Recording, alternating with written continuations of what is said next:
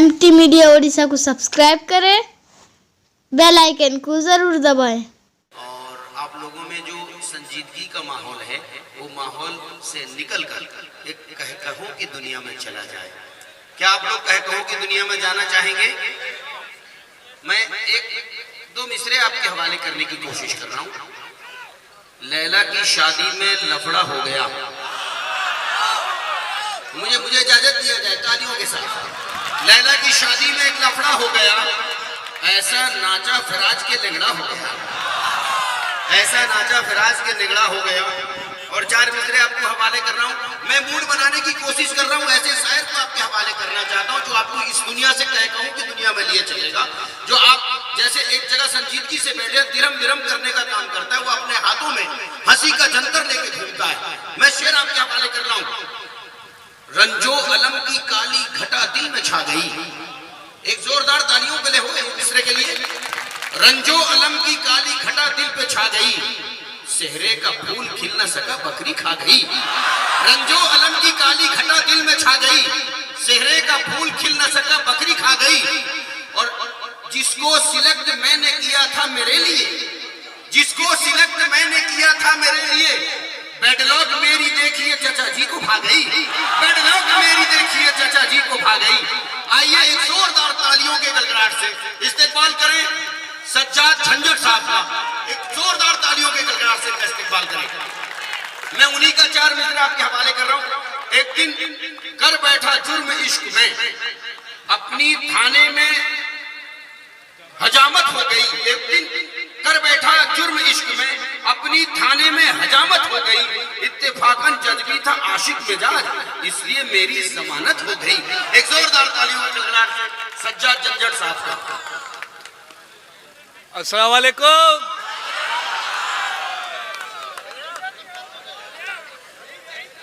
सबसे पहले मुबारकबाद पेश करता हूं मैं उर्दू एकेडमी उड़ीसा से, जो आज के मुशायरे की कामयाबी की, खासतौर से मुशीर साहब को, हमारे अजीज़ जितने तशरीफ़ रखते हैं ज़िम्मेदार हैं, सभी लोगों को बहुत बहुत मुबारकबाद। ख़ासतौर से नाज़िम मुशायरा ने आज कमाल कर रखे हैं। चार मिसरे से मैं नाज़िम मुशायरा तक पहुंचता हूं कि अगर एक शेर भी झंझट कभी चोरी का पढ़ता हूं, क्या कहने, अगर एक शेर भी झंझट कभी चोरी का पढ़ता हूं, उठाकर आसमां सर पर सभी शायर बिगड़ते हैं। अगर एक शेर भी झंझट कभी चोरी का पढ़ता हूं, उठाकर आसमां सर पर सभी शायर बिगड़ते हैं। मगर इन नाज़िम आला को कोई कुछ नहीं कहता जो दौराने निजामत दूसरों के शेर पढ़ते हैं।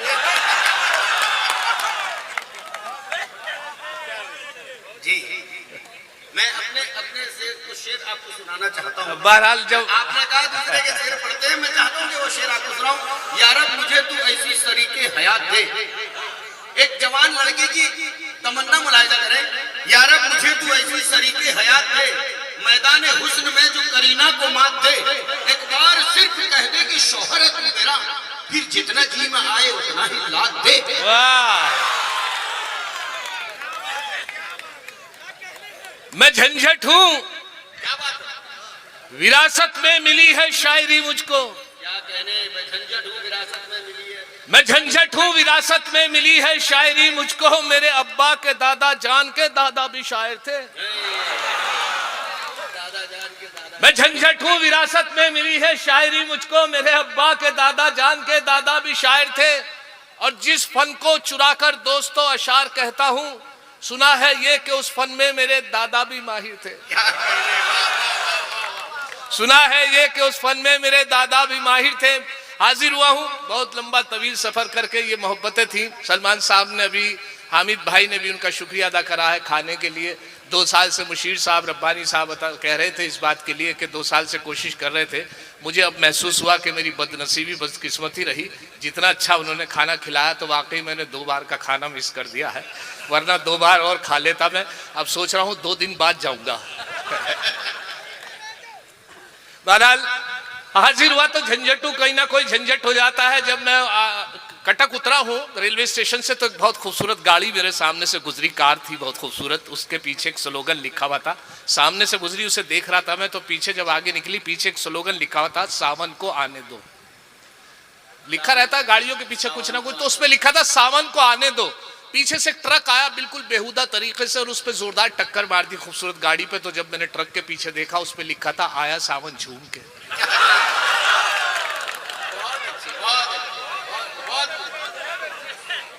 हम जहां जाए वहां लफड़ा न हो, हम जहां जाए वहां लफड़ा न हो, दोस्तों झंझट है अंबी नाम के। हम जहां जाए वहां लफड़ा न हो, दोस्तों झंझट है अंबी नाम के। क्या करें ये नाम ऐसा मिल गया, वरना हम भी आदमी थे काम के। क्या करें ये नाम ऐसा मिल गया, वरना हम भी आदमी थे काम के। और साहब बहुत अच्छी फहरिस्त बनाई है। कई बार तो ऐसा हुआ कि एक मुशायरे में, इंटरनेशनल मुशायरा था, हिंदुस्तान में बहुत सारे शायर बाहर से आए हुए थे। अभी हामिद भाई बता रहे थे कि जुमला बोलने में जो लोग सामाइन में बहुत अच्छा जुमला पास कर देते हैं शायर के लिए, संभालना भारी हो जाता है। तो वो खड़े हो गए जो बाहर से शायर आए हुए थे और उन्हें लंबी फहरिस्त शायरी की निकाल ली और हटाए नहीं हट रहे थे, जबकि फहरिस्त कहा था कि इख्तिसार से काम लेना, लेकिन इस बात को उन्होंने नजरअंदाज किया। पढ़े जा रहे थे तो एक साहब ने, आप में से ही किसी ने एक जुमला पेश किया, उसे 4 मिसरों में पेश कर रहा हूं मुशीर साहब, कि एक शायर बाहर से आया हिंदुस्तान में, एक छेड़ी नज्म लंबी उसने लंबी तान में। एक शायर बाहर से आया हिंदुस्तान में, एक छेड़ी नज्म लंबी उसने लंबी तान में। 1 घंटे बाद ये पंडाल से आई सदा, खत्म ना हो जाए वीजा ये भी रखना ध्यान में। एक शायर बाहर से आया हिंदुस्तान में, एक छेड़ी नज्म लंबी उसने लंबी तान में। 1 घंटे बाद ये पंडाल से आई सदा, खत्म ना हो जाए वीजा ये भी रखना ध्यान में। उसी मुशायरे में एक लड़का, किसी को ये पाबंदी लगा दी थी कि मकामी शायर कोई नहीं पढ़ेगा, लेकिन एसडीएम साहब जो थे उनका हुक्म हुआ कि मेरा भतीजा पढ़ेगा। शायर नहीं था और उसको जब हुक्म था एसडीएम साहब का तो उन्हें कह दिया कि साहब पढ़। शायर नहीं था तो उसने किसी की गजल लेके एक पर्चे पे लिख ली और उसे सारा दिन याद करता रहा। काफी देर तक याद करने के बाद कुछ याद हो गए, कुछ वो भूल गया। उसने पर्चा जेब में रख लिया, सोचा कि साहब मैं पर्चा निकाल लूंगा जहां से भूलूंगा। मुशायरे में नाज़िम मुशायरा ने उसे आवाज दी, जैसे आके खड़ा हुआ तो उसे इस बात से एतबार था मेरी जेब में पर्चा है, लेकिन जो पैंट घर पे उतार के आया था वो उसी में रह गया। अब इस भरोसे से खड़ा हुआ कि शायद मेरी जेब में, इस उम्मीद से खड़ा हो गया। तो अब जैसे ही वो खड़ा हुआ तो उसने कुछ भूलने के इरादे से कि जब भूलूंगा तो निकाल के पढ़ लूंगा, वो खड़ा रहा और उसने मतला जब पेश किया, मतले का मिसरा उला, पहली लाइन पहली पंक्ति पढ़ी और उसके बाद दूसरी भूल गया, तलाश किया नहीं मिला। अब मुलाजा फरमाए क्या कैफियत थी उस लड़के की। मैं भी था उस मुशायरे में, खड़ा हुआ और खड़े होकर उसने पहला मिसरा उठाया कि जली शम्मा हुआ परवानों का खून, जली शम्मा हुआ परवानों का खून, जली शम्मा हुआ परवानों का खून, जली शम्मा हुआ परवानों का खून, जली शम्मा हुआ परवानों का खून, इन्ना लिल्लाहि व इन्ना इलैहि राजिऊन।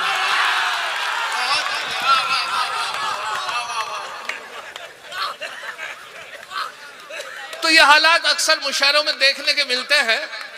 बहरहाल सफर में रहा हूं तो सफर में 4 मिसरे और हुए। कुछ बस से सफर रहा, रुड़की कलियर शरीफ से दिल्ली का सफर रहा तो बस में था। बस में साहब 4 मिसरे हुए, मुलाजा फरमा ले क्या 4 मिसरे हुए अता कर रहा हूं कि बस में था आगे खड़ा एक दिलरुबा अच्छा लगा, बस में था आगे खड़ा एक दिलरुबा अच्छा लगा, मैंने जब छेड़ा उसे कुछ ना कहा अच्छा लगा। बस में था आगे खड़ा एक दिलरुबा अच्छा लगा, मैंने जब छेड़ा उसे कुछ ना कहा अच्छा लगा। हौसला मेरा बढ़ा और एक गुस्ताखी जो की, देके उसने गाल पे थप्पड़ कहा अच्छा लगा। देखकर उसने गाल पर थप्पड़ कहा अच्छा लगा। और हालात इतने बिगड़े के साथ लॉकडाउन में मैं घर में रहा, सभी शायर घर में रहे, बहुत तो अल्लाह के प्यारे हो गए। ये तो यही बचे थे जो यहाँ बैठे, बस यही है जो भी कुछ भी शायर है, वरना ये बहुत अच्छा गया सलमान भाई ने सबको बुला लिया है। हालत ये रही कि घर में जब रहा हूँ तो कुछ नोक झोंक वाइफ से रही, वाइफ की मोहब्बतें मिलती थी, लेकिन लॉकडाउन के दौरान ऐसी ऐसी बात सुनने को मिली। अभी बहस हुई मेरी परसों मेरी वाइफ से, तो वो कहने लगी जितना तुम्हारे में दिमाग है ना, इतना तो मेरा हर वक्त खराब रहे। ये हालत हुई और उसके बाद भी मैंने उनको बहुत ही प्यारे ढंग से, इलेक्ट्रॉनिक कंप्यूटर दौर है तो 4 मिसरे उनकी नजर किए कि दिल है मेरा मोबाइल तुम सिम हो मेरी जान, दिल है मेरा मोबाइल तुम सिम हो मेरी जान, है लाइफ टाइम रिचार्ज ये मोबाइल हमारा, दिल है मेरा मोबाइल तुम सिम हो मेरी जान, है लाइफ टाइम रिचार्ज ये मोबाइल हमारा। वो बोली अगर सच है तो बस इतना बता दो, मोबाइल डबल सिम तो नहीं है ये तुम्हारा। दिल है मेरा मोबाइल तुम सिम हो मेरी जान, है लाइफ टाइम रिचार्ज ये मोबाइल हमारा। वो बोली अगर सच है तो बस इतना बता दो, मोबाइल डबल सिम तो नहीं है ये तुम्हारा। देवबंद मुशायरा था, मेरे एक दोस्त वहां पर मौलवी की तालीम हासिल कर रहे थे। मैं पहुंचा तो उनसे मेरी मुलाकात हुई। मैंने कहा मौलाना एक बात बता दीजिए, मेरी काफी दिन बाद मुलाकात हुई, एक मेरे दिल में बहुत बात है वो बता दीजिए। कहले पूछिए। मैंने पूछा उनसे, मुशीर साहब मैंने पूछा उनसे, अभी सभी लोग यहाँ तशरीफ रखते हैं और ये हालत है। हाँ भाई क्या बात हो गई, कहाँ जा रहे हैं? हालत ये हुई कि साहब मैंने मौलवी साहब से एक मसला पूछा कि मौलाना एक बात बता दीजिए। कहने लगे पूछिए। मैंने कहा अगर आदमी वजू से हो और उसकी वजू किसी गैर महरम के हाथ लगने से टूट जाती है नहीं? भाई वजू टूट जाती है, अगर थक आराम से टेक लगा के सो गया वजू टूट जाती है, और भी तरीके हैं, लेकिन एक मसला पूछना था कि पूछिए। मैंने कहा अगर आदमी वजू से और किसी गैर महरम के हाथ लग जाए तो क्या वजू टूट जाएगी? मौलाना बोले वजू नहीं, हाथ पैर टूट जाएंगे। अब मुलाजा फरे 4 मिसरे पेश कर रहा हूं कि दाढ़ी अगर नहीं है मुसलमान तो है वो, दाढ़ी अगर नहीं है मुसलमान तो है वो, तबलीग के जलसों में भी जाता जरूर है, पढ़ता नहीं नमाज कभी वो तो क्या हुआ, लेकिन जुमे के रोज नहाता जरूर है, लेकिन जुमे के रोज नहाता जरूर है। और ये भी कहते हैं कि इस लॉकडाउन में हालत ये भी रही कि मेरे घर एक मेहमान आ गए और जब लॉकडाउन लग गया तो चारों तरफ से बंद हो गया, वो जा नहीं पाए, 15 दिन तक मेरे पास रहे। हालत बहुत खराब हो गई, ये हो गई कि मेरी परचून की मुझे भी दुकान करनी पड़ गई और उनको दाल से मैं उनकी खिदमत और मेहमान नवाजी करने लगा। उड़द की दाल, कभी मूंग की दाल, मसूरी की दाल, चने की दाल ही दाल। हालत ये रही कि उन चांद की तारीख पूछनी थी हम लोगों को घर में, 12 रबीउल अव्वल कब है, तो हम वाली साहब कुछ बता रहे थे, चचा कुछ बता रहे थे, बड़े भाई कुछ बता रहे थे। हमने मेहमान से पूछा जो दाल ही दाल खा रहा था बहुत दिनों से, और मैंने उसको परेशान था, उससे सोच रहा था कुछ गोश्त भी ले खाने को, लेकिन गोश्त पे पाबंदी थी। मैंने मेहमान से पूछा, मैंने आप बताइए, मैंने कहने लगे पूछिए। मैंने कहा आज चांद की क्या तारीख है? कहले चांद का तो पता नहीं, हाँ दाल की 14 है।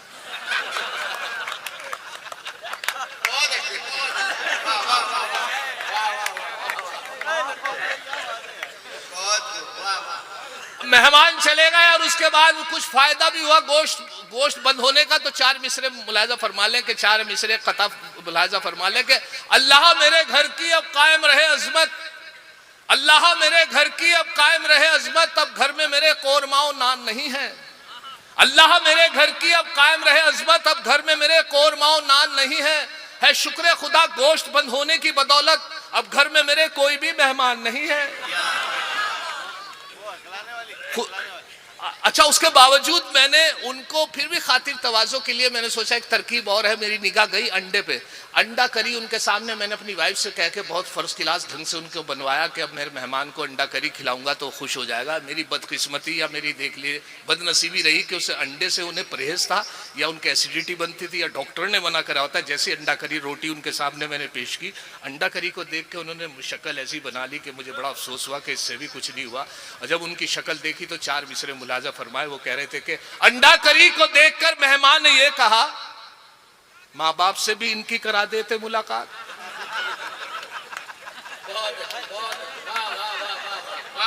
अंडा करी को देखकर मेहमान ने ये कहा माँ बाप से भी इनकी करा देते मुलाकात। झंझट ये बोले इनके तो माँ बाप नहीं है, फिलहाल इन यतीम के ही सर पे रख दो हाथ।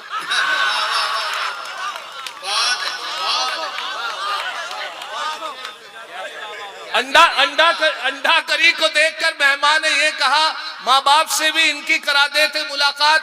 झंझट ये बोले इनके तो माँ बाप नहीं है, फिलहाल इन यतीम के ही सर पे रख दो हाथ। अब मेरे अजीज हामिद भाई जिनकी बदौलत में यहाँ हाजिर हुआ हूँ आपकी खिदमत में, उनके बड़े फ़ोन जाते रहे, मेरी बदकिस्मती रही 2 साल से नहीं हाजिर हुआ हूँ। बहरहाल जो मैं पहली बार हाजिर हुआ हूँ तो वो मास्टर पीस अपना कलाम वो मैं आपकी नज़र कर देता हूँ। हकले से मुताल्लिक की फरमाइश है तो मैं हकले से मुताल्लिक सुनाने के लिए आपके बीच हाजिर हुआ हूँ। इससे पहले एक छोटी सी बात इस तरीके से सुन लीजिए कि ईद की नमाज अभी वक्त गुजरा है थोड़े दिन पहले ही। होता यह है कि पूरे महीने की मेहनत होती है, इबादत होती है, तो ईद की नमाज का वक्त ताकि देर से रखा जाता है, इस वजह से कि सब लोग बाजमात अदा कर लें। कहीं 9 बजे होता है, कहीं 9:30 बजे, मेरे यहाँ 9:30 बजे था। उसके बावजूद हमारी मजबूरी समझ लीजिए या हमारी कमी समझ लीजिए कि हम फिर भी भाग के नमाज पकड़ते हैं। इतनी देर से नमाज है कि सबको मौजूद रहना चाहिए, लेकिन फिर भी मेरी भी देर से आँख खुली, चांद रात थी, मेरी भी देर से आँख खुली, मैं क्या करता। अब साहब देर से आँख खुली तो मैं भी भाग के पकड़ी, अल्लाह अल्लाह, बहुत तेज़ भागा, अल्लाह बड़ी मुश्किल से। खैर साहब पहली रकत से अल्लाह का शुक्र है नमाज मिल गई, पिछली सब में नमाज मिली, नियत बांध ली। मैं समझ गया था कि मेरे बाद कोई और नहीं आएगा, मैं आखिरी मुक्तदी। मैंने अल्लाह का शुक्र अदा किया, पहली रकत से नमाज। एक रकत निकलने के बाद 2 लड़के, मुझे एहसास हुआ कि 2 लड़के बड़ी तेज भाग गया, उनकी एक रकत निकल गई थी और वो एक आते ही उन्होंने सांस फूला, आते ही उन्होंने नियत बांध दी और साहब अरे मर गए भाई, बहुत बुरा हाल हुआ भाई, तो बहुत, और भाई बहुत तेज उनके सांस फूला, बोला भी नहीं जा, पढ़ा भी नहीं जा रहा। उनसे हालत ये रही कि उसके बाद रुकू हुआ, सजदा हुआ, कायम हुआ, सलाम फेरा गया, एक तरफ सलाम फेरा, दूसरी तरफ सलाम फेरा गया, दोनों को सलाम फेर के नमाज मुकम्मल हुई जैसे ही, तो दोनों आपस में बात करने लगे। मैं बात सुन रहा था तो एक लड़का दूसरे से कह रहा था, देखा अगर वजू के चक्कर में रहते तो नमाज निकल गई थी।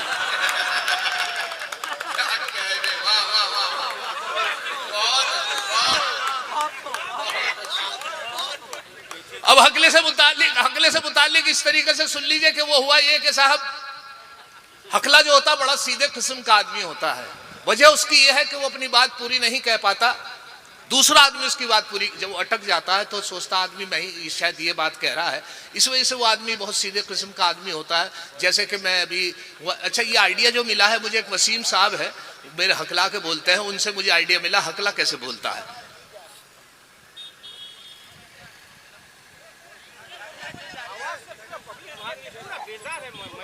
आवाज को क्या हुआ, आवाज ज्यादा आ रही है, कम करा दो, कम कर दो यार। अच्छा ज्यादा आ रही है, अच्छा ज्यादा आपका जो झंझट है ना वो झंझट। अरे यार देखिए पीछे वालों को थोड़ा सा कमी है कि थोड़ा सा अगर पीछे हॉर्न या कुछ ऐसा सिस्टम या फिर मॉनिटर वगैरह लगा देते साउंड वाले तो पीछे वालों को दिक्कत ना होती। परेशानी है, शिकायत ये है कुछ सामाइन की कि पीछे आवाज नहीं आ पा रही है, ये थोड़ी सी कमी रही, ये इसके लिए थोड़ी सी माजरत चाहते हुए ऐसा करो एक बार उधर से पढ़ दूंगा मैं जाके, हाँ एक बार इधर को पढ़ दूंगा, एक बार इधर को पढ़ दूंगा जाके, और क्या नहीं हो सके, यही तो हो सके और क्या। इधर वाले थोड़ा अस्ताल है, उधर पढ़ दो जाके।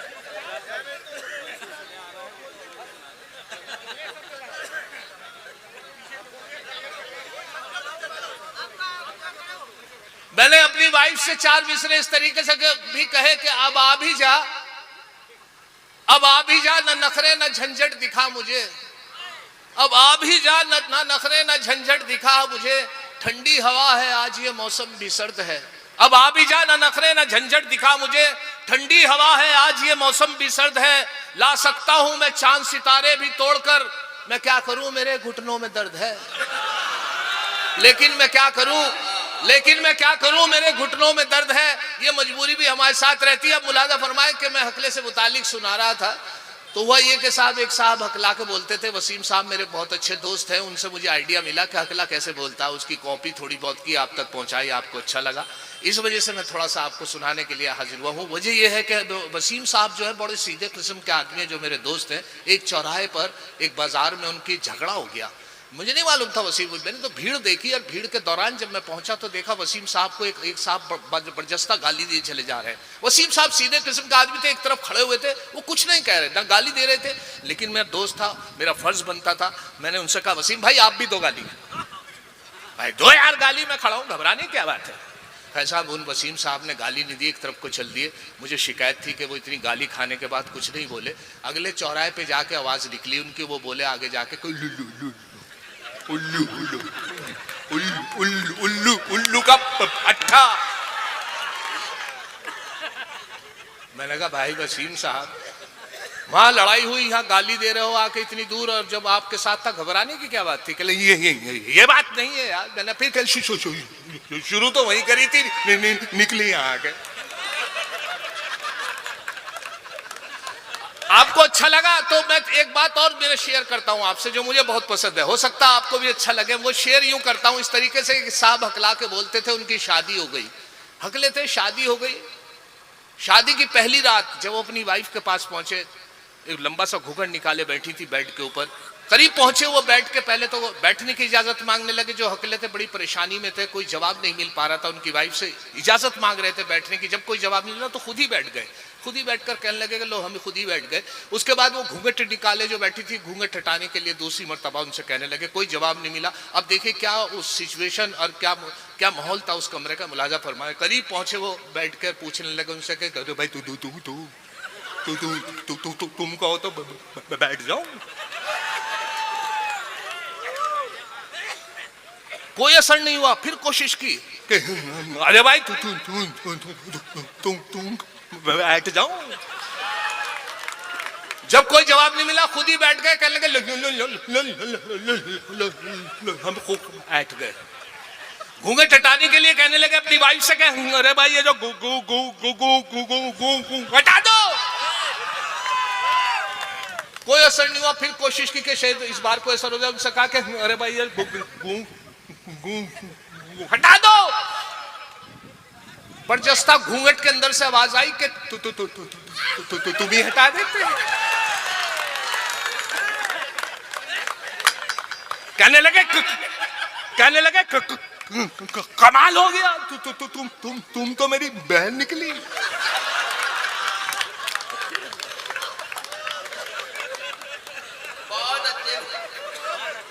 एक साहब का निकाह हो रहा था। इत्तेफाक से हुआ ये कि साहब वो निकाह जो थे सामूहिक ही निकाह जो होता है लड़का लड़की के साथ।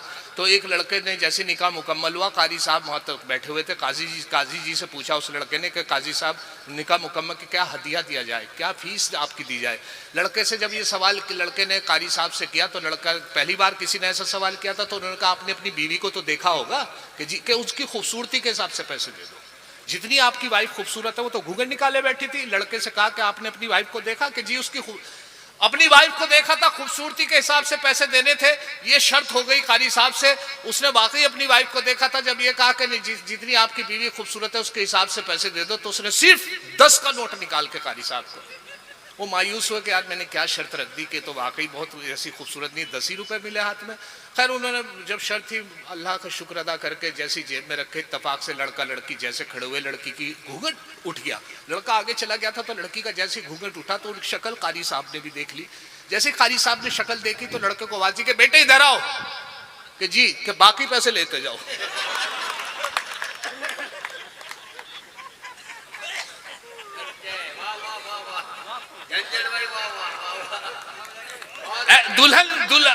दुल्हन मिली है ऐसी कि कुछ पूछिए नहीं। झंझट बिचौलिए की बातों में आ गया। नकली है बाल, आंख पत्थर की, कान पट, खांसी के साथ जबड़ा भी हाथों में आ गया। तो ये हालत कभी कभी ऐसे के अभी हमारे बराबर में जो इंदौर का एक शेर मैं आपको दे रहा हूं, एक मशवरा भी है कि शादी के मसले पे ये झंझट की राय है। शादी के मसले पे ये झंझट की राय है, लड़की तो हो मगर नए दौर की ना हो। एक और बात का भी जरा रखना ये ख्याल हो, वो किसी भी गांव की इंदौर की ना हो। अब मुलाजा फरमाए आखिर में, वो मैं हकले से मुतालिक सुना रहा था तो मैं वसीम साहब ने इश्क किया एक लड़की से, और जब इश्क किया तो उस लड़की को मालूम नहीं था, एक तरफा इश्क, वन साइड इश्क, कोई रिस्पॉन्स नहीं उधर से, कोई उनसे पता नहीं लड़की को कि मेरे से कोई इश्क करता है। वो वसीम साहब बड़े सीधे आदमी तो इश्क कर बैठे, इश्क चलता रहा, उन्हें कोई उधर से जवाब नहीं मिला। तो सोचा क्या किया जाए, उनके घर ही पहुंच गए। उस लड़की के घर पहुंच गए तो उनके वालिद साहब से कह बैठे कि मैं इनसे शादी करना चाहता हूँ। वालिद साहब ने पकड़ कर उसकी जो पिटाई करनी शुरू की उस हकले की, और साहब लड़कों ने, उनके भाइयों ने जो मारा, हालत ख़राब कर दी। 15 दिन तक मायूस फिरते रहे। मेरी मुलाकात हुई, मैंने कहा वसीम साहब इश्क कैसा चल रहा है। अब मुलाजा फरमाए मतला उन्होंने पढ़ा, मतला मैं सुना रहा हूँ इश्क वसीम साहब का। उनसे पूछा इश्क कैसा चल रहा है तो कह लगे इज़ारे आरज़ू पे मैं पीटा गया अलग। अबे इज़ारे आरज़ू पे मैं पीटा गया अलग, और बालों का मेरे सर से सफाया हुआ अलग। इज़ारे आरज़ू पे मैं पीटा गया अलग, बालों का अलग। मत पूछिए कि कैसी क़यामत गुजर गई, मत पूछिए कि कैसी क़यामत गुजर गई भाई, जब उसका मुझको पकड़ ले गया अलग। मत पूछिए कि कैसी क़यामत गुजर गई भाई अलग। और एक शेर अता कर रहा हूं और आखिर में आपकी नजर कर रहा हूं, इस शेर को आखिरी शेर है और कुछ शायरों की हकीकत है इसमें कि मत पूछिए कि कैसी क़यामत गुजर गई भाई, जब उसका पकड़ अलग। अब शेर मुलाजा करें कि दो पार्ट के मैं बीच में ऐसा फंसा के बस, दो पार्ट के मैं बीच में ऐसा फंसा के बस, बीवी अलग है पीसती है दिलरुबा। बहुत अच्छे, बहुत अच्छे। एक जोरदार तालियों के गड़गड़ाहट से सज्जाद झंझर साहब का इस्तेकबाल फिर एक बार कर लें। अब आइए हमें, अगर वीडियो अच्छी लगी तो लाइक करें और तमाम दोस्तों को शेयर करें।